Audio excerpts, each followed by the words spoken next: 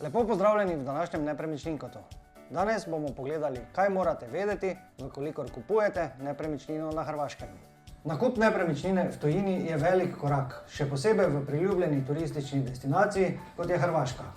Preden se odločite za nakup, je pomembno, da se seznanite z nekaterimi ključnimi vidiki, ki vam bodo pomagali sprejeti odločitev. Trg nepremičnin na Hrvaškem se od regije do regije močno razlikuje.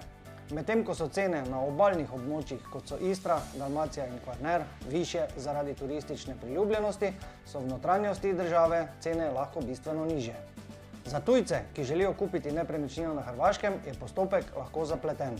Potrebno je pridobiti številna dovoljenja in dokumente. Vključitev lokalnega nepremičninskega agenta ali odvetnika, ki je seznanjen z lokalnimi zakoni in postopki, je močno priporočljiva. Pri nakupu nepremičnine na Hrvaškem boste morali plačati različne davke in stroške, vključno z davkom na promet z nepremičninami, ki znaša na Hrvaškem 3%. Poleg tega boste morali plačati notarske stroške, stroške vpisa v zemljiško knjigo in morebitne provizije nepremičninskim agencijam. Kupovanje nepremičnine na Hrvaškem ni samo trenutna naložba, ampak je tudi dolgoročna zaveza. Razmislite o prihodnji vrednosti nepremičnine in možnostih za preprodajo.